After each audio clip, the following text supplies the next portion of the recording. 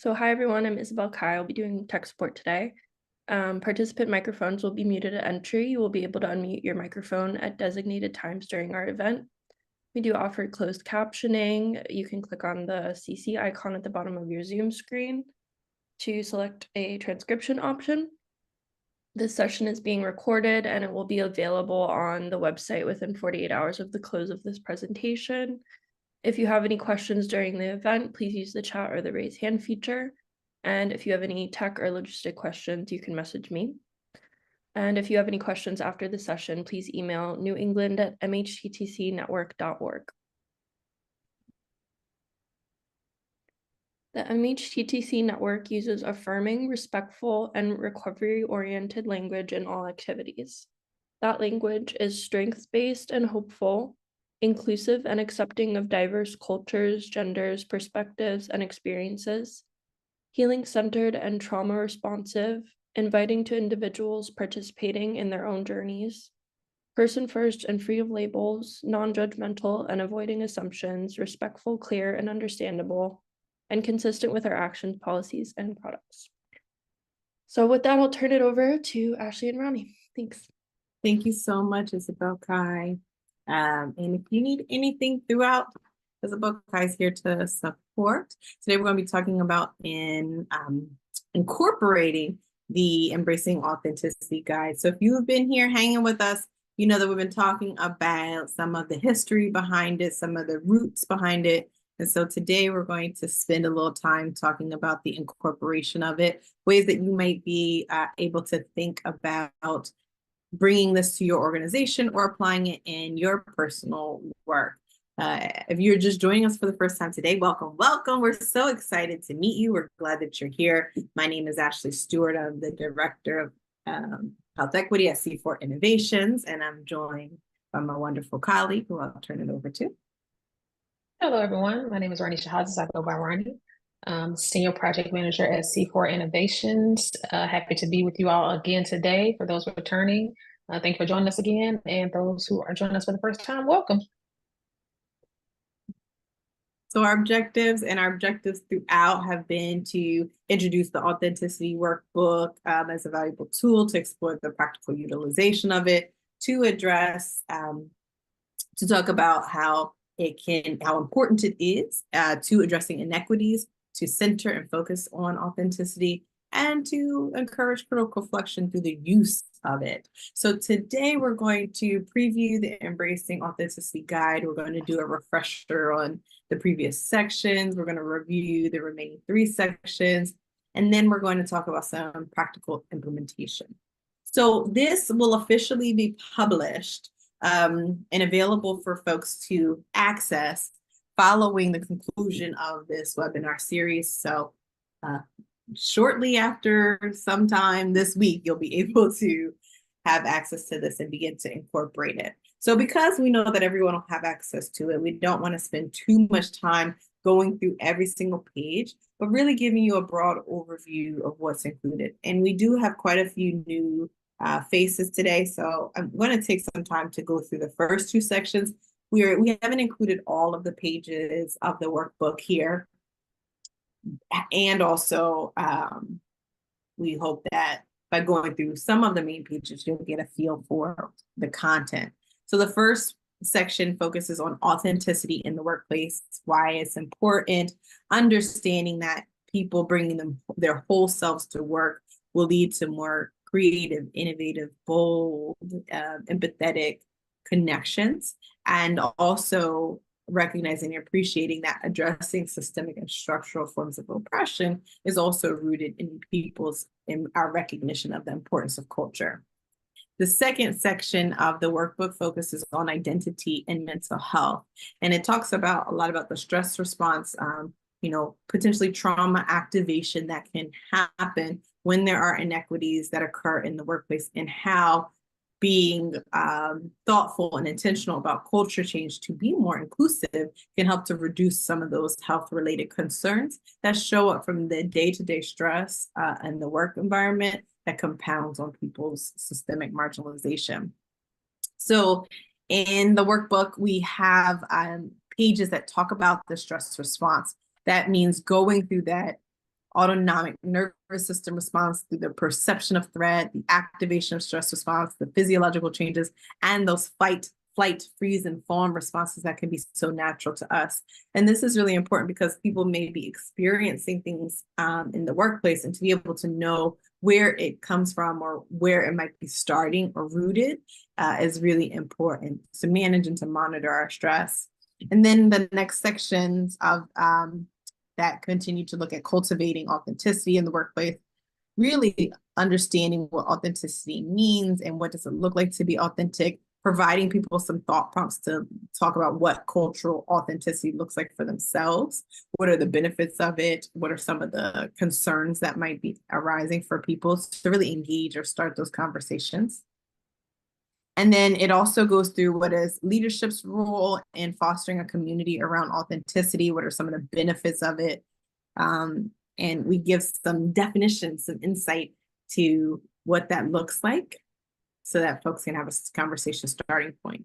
We also include some really great quotes about authenticity. These come from different forms of narrative-based as well as scholarship-based, lived experience-based quotes that address what are the potential benefits of authenticity. So these are helpful, or teams could potentially use these by talking about them, engaging with them maybe at the start of group meetings to say, are we doing this well? Do we feel like we are able to be creative, innovative, and bold? And if not, what parts of ourselves aren't showing up? So the quotes are really nice, and maybe even something that folks could put up around the office to be a reminder towards culture change. And then there are different exercises within these first couple sections of the workbook too that allow people to do some physical awareness exercises. For example, we have a body mapping where you can kind of assess where the stress is being felt in your body. There's a lot of really great research that talks about how body mapping, but also taking a moment to be present in our bodies, is so important to our overall wellness. We work in environments where we're constantly being pulled in different directions. Many of us are multitasking in capacities that we haven't had to before. Many of us are navigating these new hybrid levels of work environment. And so what it looks like to turn inward and assess how we're feeling has evolved as well. And so doing some of these things as a group or as individuals within the work environment can be really helpful.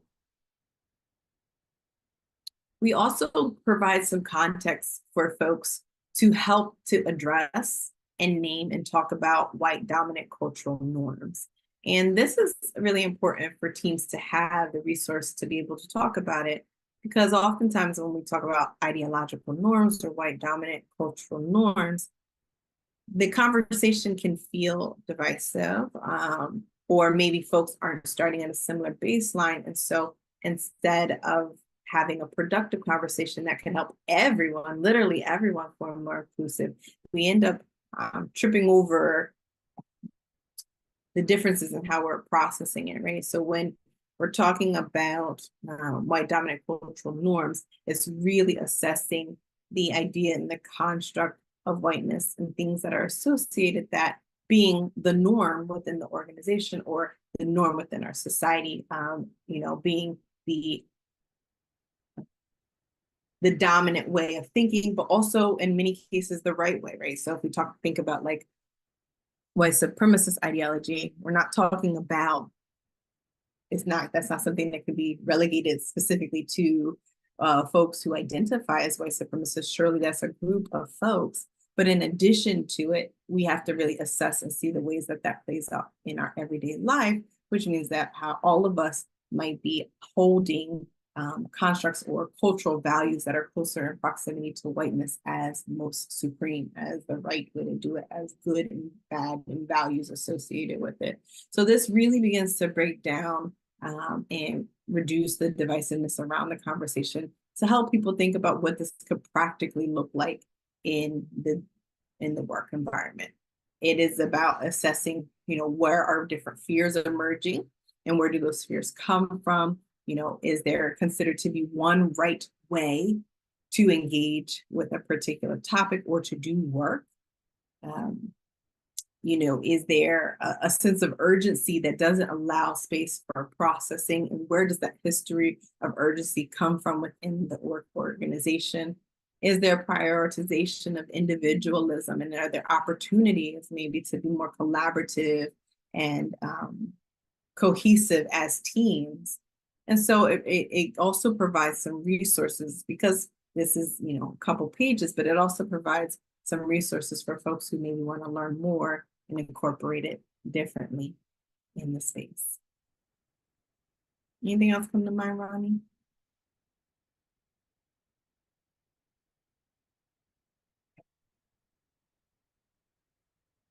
And so when we get into that second, the second part, we start to really think about the interpersonal connections that are happening. And I like to bring in and talk about microaggressions, which is a major focus of the third part of the workbook, but to talk a little bit about microaggressions and process it maybe a little bit differently. So would folks tell me in the chat, like, would you say you're particularly familiar with the term microaggressions? Is it something that you've heard of before? Is it something that you know well, or maybe something that's new? Okay, I'm getting a lot of yes. So folks are familiar with it. It's a newer concept. Yeah, but not the types. That's good, that's good. I love doing this in a virtual space because we have the wonderful opportunity to lean into it differently. Yeah, Taylor, I appreciate you putting that in the chat. Can someone pull me a definition? You can just go online, or if you have a physical dictionary, see if you can get me a definition of microaggressions. And once you get it, if you can paste it into the chat, that would be great. Or you can raise your hand and we'll call on you to read it.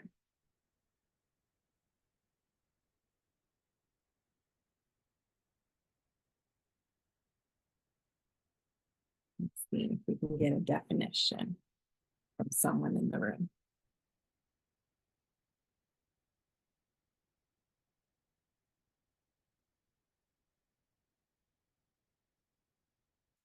Perfect.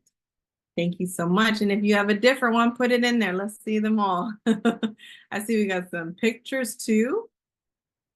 Wow, some examples of those. Yeah, T puts examples of what microaggressions can look like, sound like, be like in terms of things that people say in the picture.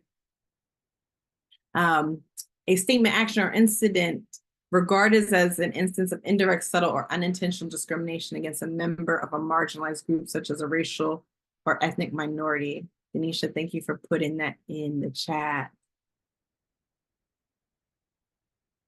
T puts in the chat, microaggressions are everyday verbal, behavioral, environmental slights that convey hostile, derogatory, or negative attitudes towards people of a marginalized group. They can be intentional or unintentional. So we see, it's okay.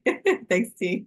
I didn't even know you could paste in images. So I just learned something new today, right? Ronnie, did you know that? I didn't know that. Okay, well, that's cool. You knew that. Okay. Here, I learned something new today. So yeah, so if you look at the definition that Denisha puts in the chat, or if you look at the definition that T puts in the chat, what are some of the words in that definition that stand out to you? And if you aren't able to access the chat, I'm going to read it again, and feel welcome to share words that stand out to you from this definition. Microaggressions are everyday verbal, behavioral, environmental slights that convey hostile, derogatory, or negative attitudes towards marginalized groups. They can be intentional or unintentional. Microaggressions are statements, actions, or incidents regarded as an instance of indirect, subtle, or unintentional discrimination against members of a marginalized group, such as a racial or ethnic minority. Verbal behaviors, yeah, yep. What other words stand out to us from those definitions? Discrimination.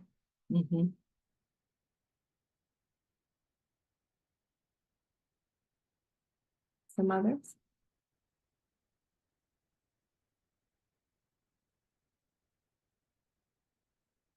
Intentional or unintentional, Brittany, yeah. If you're typing, please continue to type. We want to see in the chat. Indirect, yeah. Unintentional again, yep. It's subtle. Yep. And these definitions of microaggressions are what we will see very much popularized in the literature. Yeah, hostile, something that happens every day, piles up, accumulating, overwhelming effect on, yes, right?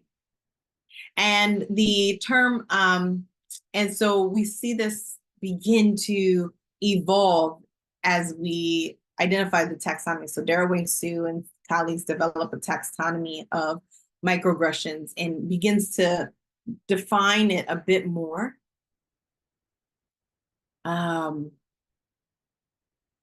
And so they describe micro insults, micro assaults, and micro invalidations. And so I like to describe them like this: a micro assault is something that is pretty clear, like something that you can see, right? It's characterized by violent or verbal, nonverbal things that are intended to also calling someone a name, but it also can be more subtle, like not putting money in someone's hand, or you recognize when you go out to a restaurant, people speak to your friend or your partner before they speak to you. Those things would also be considered to be micro assaults. Then you have micro invalidations. These are verbal comments or behaviors that exclude people or can minimize or nullify people's feelings. So you look at someone and you go, oh no, I know Ashley. She didn't mean it like that. No. I think you're taking it wrong, right? Invalidating that person's experience. It's all right, happens every day. Get back up. Like those types of things can be micro invalidations when it's surrounded some aspect of someone's identity. And then you have micro insults. Micro insults are behavioral, verbal remarks that convey rudeness. So, oh my goodness, you speak really great English, or you're really attractive for someone your race. Like things that we maybe hear related to our identity. Yeah, Ronnie, did you have a thought? Okay, sorry, I saw you on mute. And so this taxonomy really helped to move the term microaggressions from one way that people saw it to other ways that people saw it. And these definitions of microaggressions are very helpful, they're very useful, and they continue to push it forward, particularly as we move from a concept of racial microaggressions to seeing it relate to other intersecting forms of identity. It's also really important to me that we talk about the history of microaggressions. Does anyone know when the term microaggression was coined? So this is like more of a 2007 definition of microaggression that we saw in the chat that T and Denisha put in the chat. That's probably what I like to say, like a 2007, 2012 definition of microaggression. But when did we first hear about the term microaggressions? Not sure. Yeah. The term microaggressions first shows up in the literature in the late 1960s, early 1970s. So it's being written about in the 1960s, 1970s, but is discussed for a period of time before that, evolved in the discussion around it. And Dr. Chester Pierce, who is the person, a Black psychiatrist who coined the term microaggressions, defined it as the chief vehicle for pro-racist behaviors, intentional derogatory put downs, and insults. And so the term microaggressions really has evolved and shifted, because if we look at that chief vehicle for pro-racist behavior definition and how we talk about it now, there's a lot more unintentionality, there's a lot more subtlety that is suggested. And that's probably because how microaggressions have shifted. Microaggressions came at, the term microaggressions evolved at a time where we were moving from very overt forms of racism to more covert forms of racism. You have there's so much going on in the 1960s, 1970s, right? But you have laws and legislations and policies that are passing that says you can no longer force someone to not, not have access to your restaurant, but you can make people feel so uncomfortable that they don't want to be there. And so that's where the term microaggression started to come from.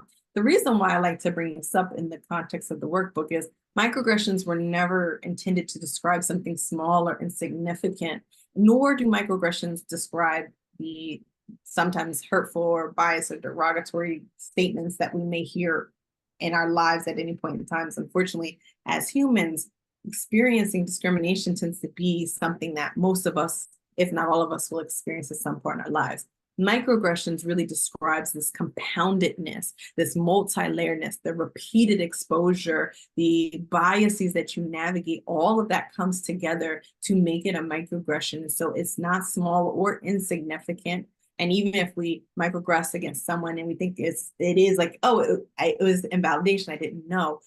The taxonomy is showing that this is something that compounds layers upon layers. How I'm put in the chat, happens every day. It piles over. It has an accumulative effect. So I like to describe it as like a scratch, as an analogy. If I came up and I scratched you on the arm, you'd be like, ouch, Ashley, why'd you do that? That was weird. It was hurtful. Why'd you do it? But if I kept doing it day in, day out, nonstop, again and again and again, eventually Ronnie's gonna come up to you and say, what's up with that Ashley lady? Why she keeps scratching you? And you're gonna say, she's here. I'm trying to get her to stop. I've told her about herself plenty of times, but she won't stop. What's eventually going to happen if you keep scratching the same part again and again and again? What happens? Yeah. Someone says it'll turn into a wound. And what happens to a wound untreated?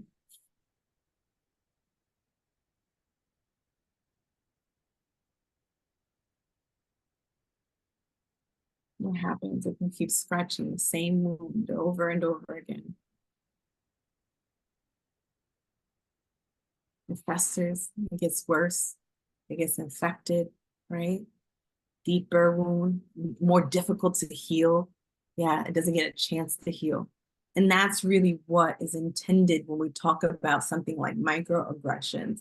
It's a term that we really use quite loosely, but I want to emphasize the impact of it. It refers to an experience of weathering, allostatic load. It's not that I heard this once in my life, but for multiple years of my life and in multiple areas and domains of my life, this message is reinforced. And this is why we see things like identity-based oppression, racism, impacting people the way that it does, because it is activating this greater wound that's multi-layered and more complex. And so the consequences of discrimination are experienced in the body, which is why we have the whole section on wellness and stress management, because research shows that when someone experiences discrimination, similar parts light up in the brain as if they were physically assaulted. This is not something that we want to take lightly. And so when we're talking about authenticity, it's not about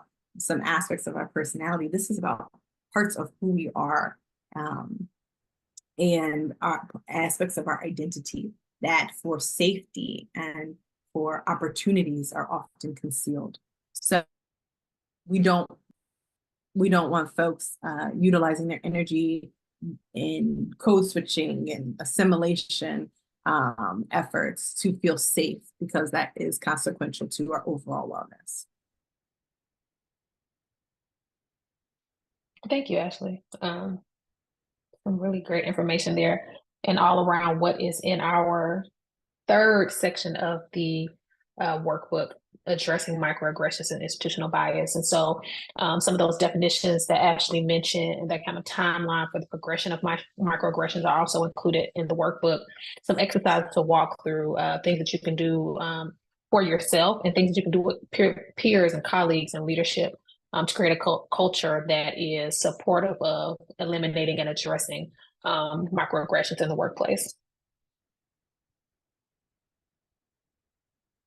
And then we get into chapter 4. I went a little too far there. Prioritizing wellness in the workplace. So what does equity in the workplace looks like? What are some common mistakes that we can avoid? Treating equity as an additive. I always like to say folks like to treat equity initiatives as kind of like a drive-through event, like, oh, I'm coming to get my equity, my side of fries, and once we get the equity, we'll be all good. And realizing that it's an everyday process. It's something that you always work towards. It's never done. You're never finished embedding equity into your culture and organization, because things are always changing. You always have different people coming to the organizations. They may have different identities. So you always have to look at your policies and procedures, the way you hire, the way you engage folks in the organization and those that you serve. So being very cognizant of that tokenizing equity, using folks as those, persons with lived experience, and you come every now and then and give us, your experience, and then we put you out of the room when it's time to make real decisions. So not tokenizing folks in that space as well. So thinking about all those things when you think about equity in the workplace, prioritizing wellness in the workplace, and how that looks, the same kind of model we followed before. So how you do it for yourself, how you work with colleagues, and how leadership can add some value and perspective to that for the organization. There's some other exercises we have. How do you measure progress? Because if you're doing initiatives and you have no way to measure it, how do you know what the impact is? How do you know that you are achieving what you all set out to achieve? So understanding that, what does that look like? Accountability, integration, what is representation and decision making? What is the feedback mechanism when you are measuring that progress? And we talk about culture change. So having ways to train and educate folks in the organization around these ideas, having those inclusive policies and practices, and really interrogating those on a regular basis to make sure you're in keeping with what is going on, what the feedback is in the organization, creating that safe space for dialogue so people feel like they have a space where they can be them full selves, have authenticity, address those things that may come up, like those micro assault or microaggressions that appear in the workplace, and be able to say, hey, when you said this is how I felt, and there's a mechanism for you to address that among colleagues. For those who witness something, I know somebody mentioned in the chat earlier, like, how do I know what I'm seeing is that, and then how do I address it when it is that? So having those spaces and places in place so that folks can do that, folks can understand what you need to do to address that. How do you identify it? And then having a culture of care in the organization to say, as an organization, when we see these things, these are the measures that we follow, and everyone is aware of that. And that leads into like leadership's commitment around that, and then workforce diversity. Then we have some other things around intent versus impact when you think about when you experience these different things in the workplace. So, you may have intended to mean one thing when you made a compliment, or what you thought was a compliment, but what was the impact of that to the person receiving it? Being able to have conversations. What happens when the intent and impact don't align? What do you need to do? What steps you need to take? How do you address microaggressions? So in chapters 3 and 4, you'll do a lot of those exercises, having activities and ways to give you real, tangible ways to address issues that may come up in the workplace.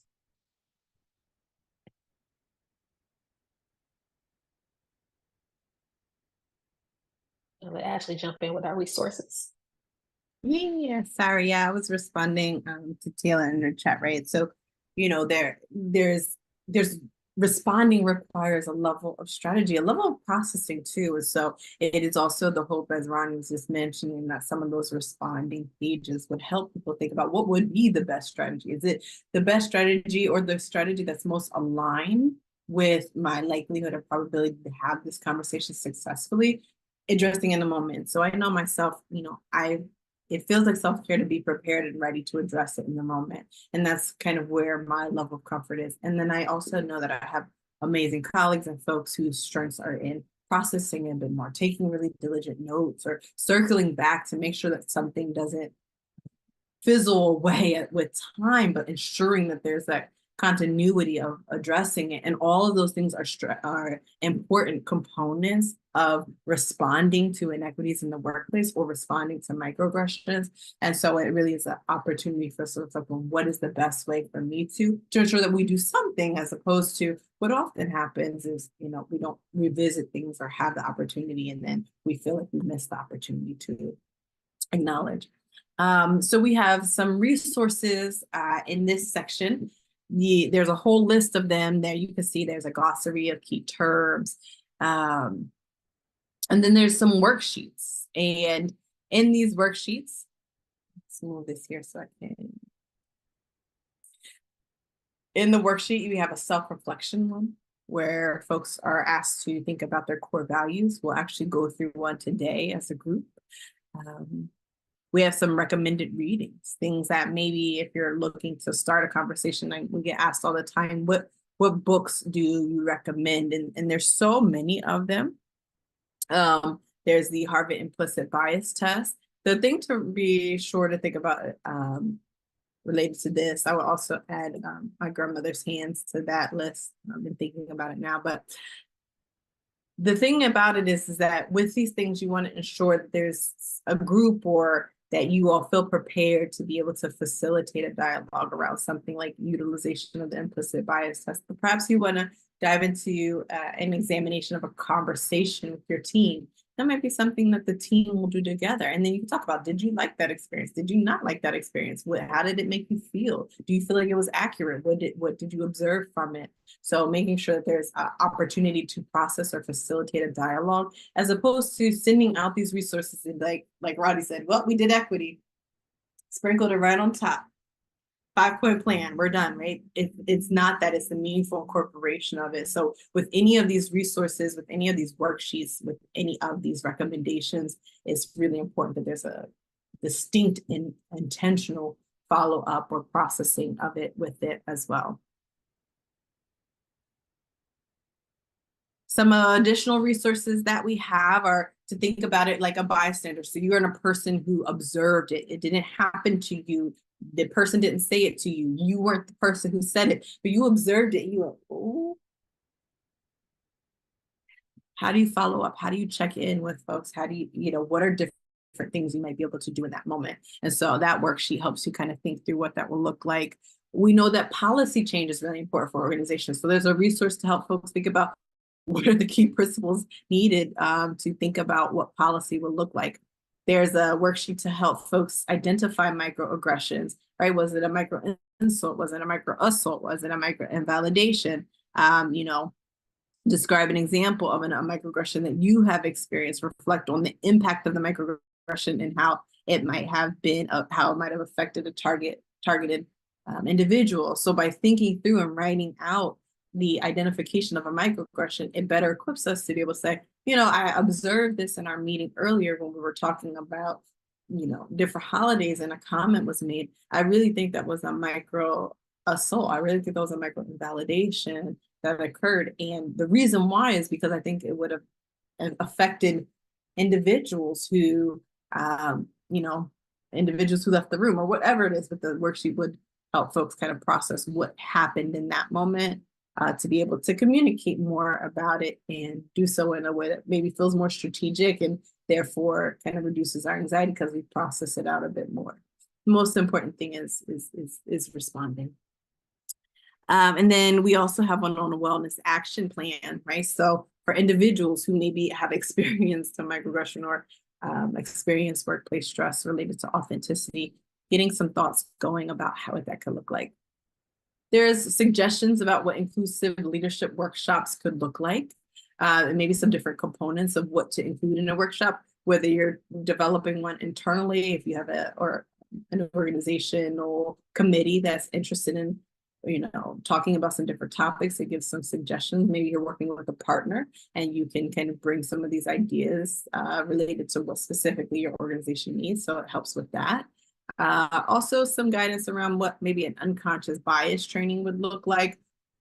And then we have another policy suggestion for folks because we want it to be all ends of the spectrum, interpersonal as well as organizational. Some different steps about how to report and resolve, recognizing and acknowledging that resolution is an ongoing continual process and not something that we do once and then it's fixed, but it also is about being proactive and ensuring that the reduction of harm is consistent. Pass back to you. Thank you. So as you all can see, we tried to put together a comprehensive workbook that gave you some details, definitions, but also give you a chance to act and really work through some things with colleagues. And so now we'll talk about incorporating the guide into the work environment. So what are some practical applications? So using the workbook for team building exercise, taking this as a resource and tool as you're having those kind of those professional development opportunities to say, we're going to frame it around this workbook. How do we work through this as an organization, as a team, to incorporate these, build these practices, look at our policies and procedures, understand and address the different topics that come up here, the microaggressions, the white supremacy culture, characteristics, all of those things, and be able to work there as a team and deal with the difficult conversations together, because it makes it more meaningful and more it has a lot longer lasting impact when the team is doing it together. Facilitating group-based discussions on workbook content, so having people be able to talk through it, understand, hear from each other, different perspectives, be able to bring those all together and move together as a group in the organization to figure out the path forward, how you all operate in a way that supports people's authenticity. And then be able to track personal growth and development over time, using this as a baseline to say, this is what we are looking to do. How we're going from here? How do we look back? What is that baseline? How do we measure our success? Having a way to always, because it's going to be an iterative process, right? You're not going to just do it all at once. Everything's going to be done. So how do you revisit it? How do you come back and say, this is where we were 3 months ago, this is where we are now, this is where we look to get to, and how do you track that? So using that as a way to do that, working through the ideas and topics in the workbook. And then we talk about the importance of self-reflection and introspection when using this. So how can I better align my values with my work responsibilities? Because when you show up authentically as yourself, it brings value to the company, but what does that look like? What steps can I take to improve my authenticity at work? How can I be more confident and comfortable showing up as my full self while also working simultaneously with my organization to create an environment for me to do that, right? And then what steps can I take to improve authenticity at work for my team? Because you all are not an island, you don't work alone. There are other people that you are in community with, share space with, do this work with. So how can you all work together to improve authenticity at work for everyone? Because when you all can show up as yourself, it's not just one person, it's not just the folks in leadership that should be able to show up as themselves. When you all can show up for yourselves as yourselves, it creates a work environment that is productive and really invites people in to be creative and do their best quality work. I don't know if Ashley, you had anything to add there. Gotcha. We talk about addressing inequities and how this workbook can help do that. So giving folks the language. Folks in here said today they've heard some of the definitions, but maybe not fully understood them or haven't heard some of the nuances between the different types of things that are happening. So being able to give folks the language to talk about that, because when you have the language, you can better express yourself and be able to have folks understand where you're coming from and be able to come into a space together where you all can grow and learn. Providing a processing space and strategies. So thinking about some of those worksheets that Ashley shared for the resources and say, this is what we've decided as an organization, as a team, how we're going to approach this work, and having some really clear outlines for that and clear spaces to do that work. Validating experiences and providing opportunities for response regulation, being able to say, hey, this is the space I need. I hear what you're saying. Let me process that. Do you hear what I'm saying? Like, how do we have that conversation and engage in a real meaningful way? And then proactively getting folks thinking about their roles in culture change, because it's not something that's happening to you. It's happening with you. You're a part of it. So how do you get folks to actively engage in the process and say, we are making commitments to do this together. This is my role. This is your role, having some accountability in that process. And it really helps the work go faster. You go farther together. So thinking about it that way.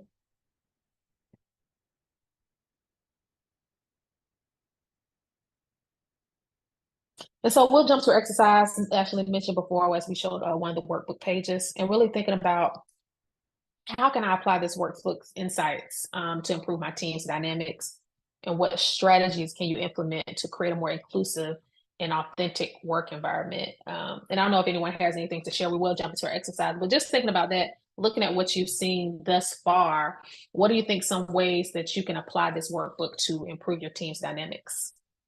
You can come off mute. This is the open space. We like to mirror what we see in the workbook, so creating those spaces for folks to have conversations. So someone wants to share, or you can share in the chat.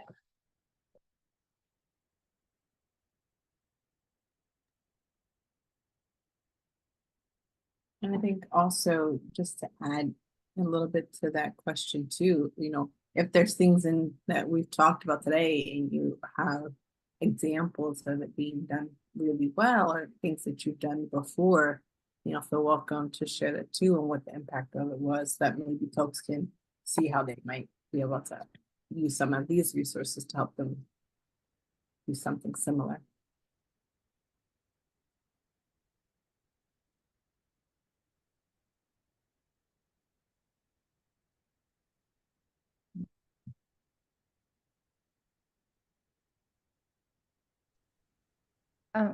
We have a weekly we have a weekly meeting where part of it is focused on developing cultural humility, looking at different aspects and how we can expand, our skill set there. And so I see that as like a natural place, I think, to incorporate this and help facilitate some of those conversations. As far as the other question that you added, Ashley, I think, if you don't mind, I'm gonna talk about a misstep first, and then for myself, and then how the shift really helped. So, I think that we all want to be seen as like good people. And so there's like a natural defensiveness that can come up in defending our intentions. And I will admit, like, that's a place where I was at in a different point in my life. And but I saw firsthand how powerful it was and what it meant to the people that I supervise and the people in my life when I shifted to that focus on impact versus the intentionality. And I know, there's a section in here in this workbook, and I think that could be a really powerful tool for anyone, in relationships, but especially I think in a role where you're trying to change the environment or culture in your workplace, or if you're in a supervisory position, to shifting our perspective, not to defend the agency or defend the business or defend yourself or your intent, and focus on the impact of the comment or the impact of the behavior. So I just really appreciated that's there's some pieces in there. I'm interested to kind of get in those pages a little more and, look at how it got, because I know it said, how do you, so I'm excited to see how that kind of guides folks through too.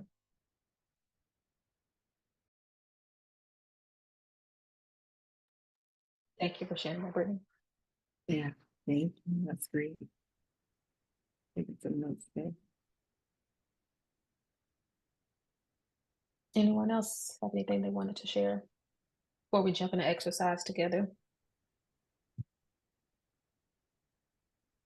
Just a note to what Brittany shared, it is so important. I like to, I talk a lot about equity pivots and pitfalls, missteps, and a lot of times there's things that we do as individuals or organizations that,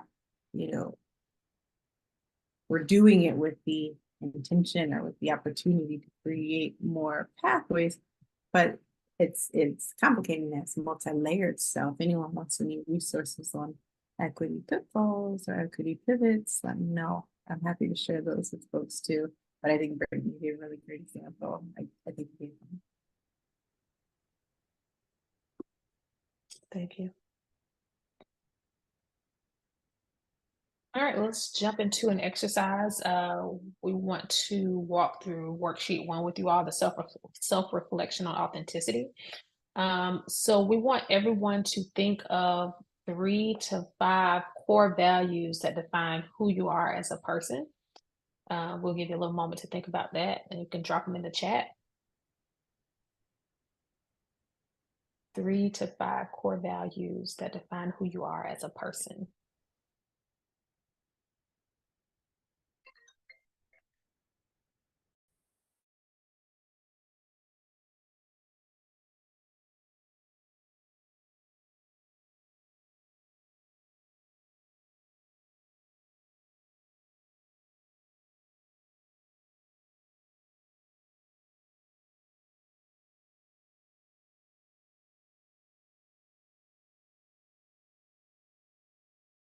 Doesn't I love that?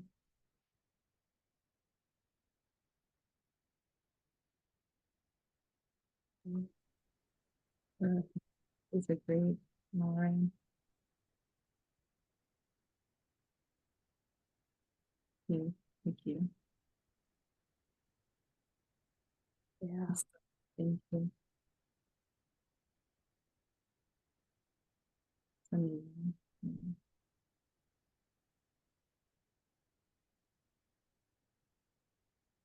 These are great. Thank you all for sharing.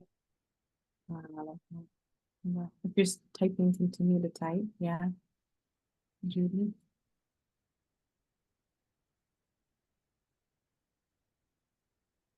Vulnerability, I like that. Mm.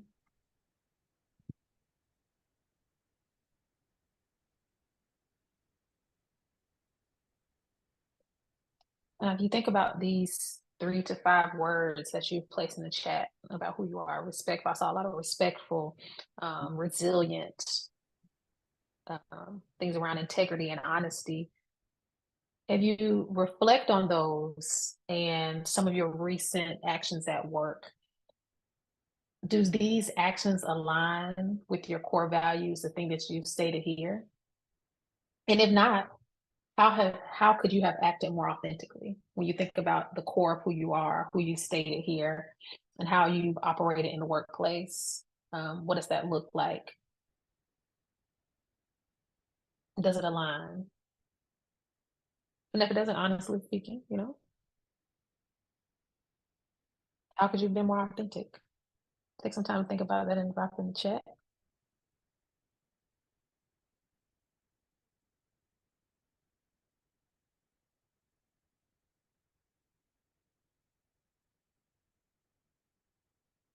Very good, thank you. Yes, they do align.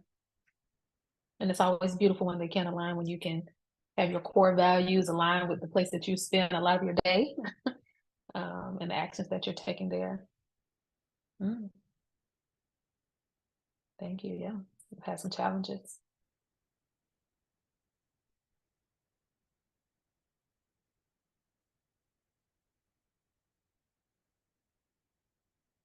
Thinking about those challenges, how could you have acted more authentically? And also bringing food space, this is an important place also to think about, are any of these challenges or any of these values connected to a part of your identity?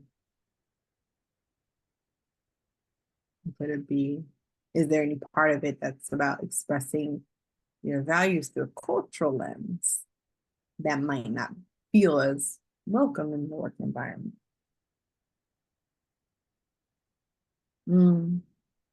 Yeah.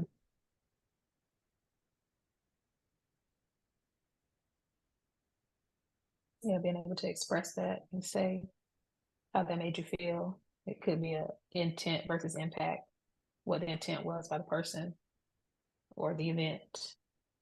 What was the actual impact on you? Yeah.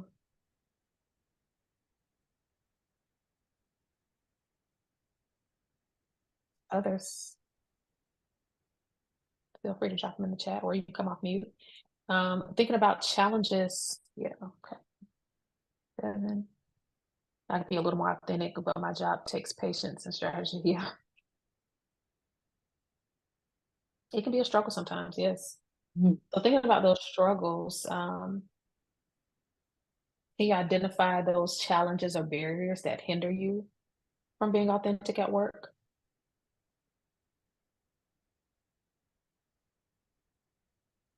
What do some of those challenges and struggles look like? And how can you address or overcome those?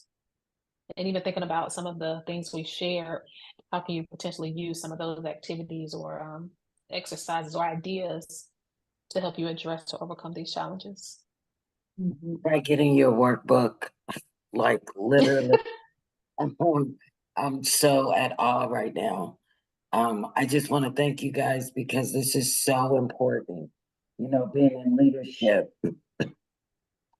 and dealing with a variety of ethnicities with others and, your supervisor and then your clients, and it can be challenging. And learning the right way to speak to get a result without offending anyone. It's something that I need to work on. Because I don't always express myself the way that I would like to.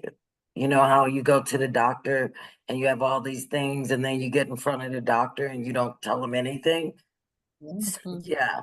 So I find myself just doing that, and then the impact is more because I take that home, you know? Mhm.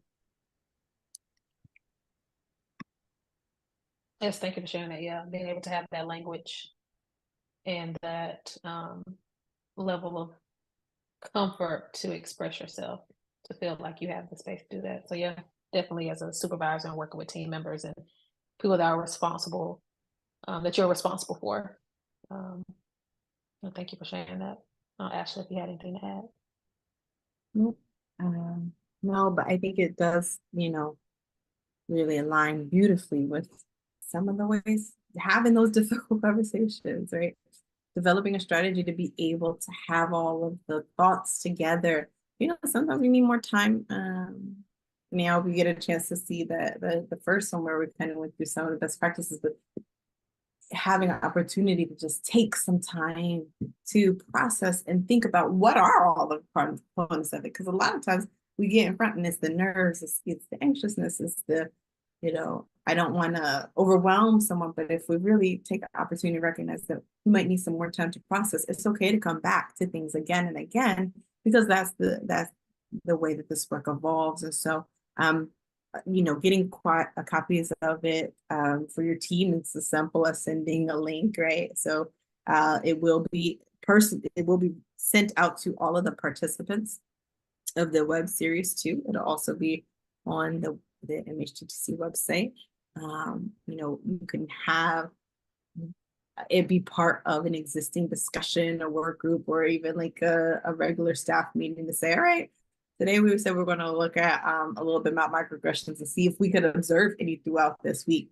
What did you observe? Yeah. Did you feel comfortable to address it? No, you didn't feel comfortable this time? Okay, let's talk about what skills we might need to build or support folks with to feel more prepared next time. That's a healthy conversation to have, because there are a lot of opportunities that we miss, and we want to build up our confidence and skills to be able to not miss opportunities in the future, and encourage other folks to use it. So we're really excited to share this with you. I'll put this up. It's these are Ronnie and my email addresses. If you are interested, I'll put that back up. But I also wanted to make sure that you all got a chance to scan the evaluation code. Yep, there you go.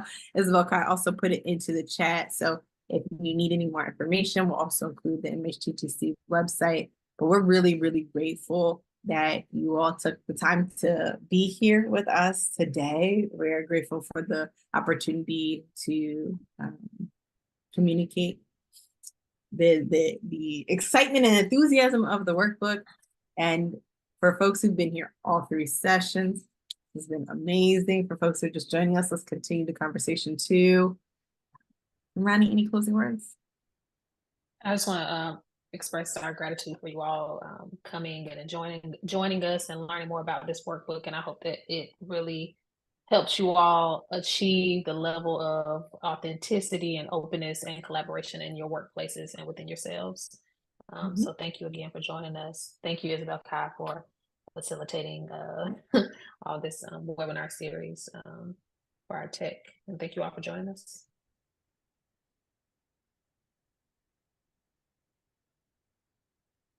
Don't forget to take the evaluation.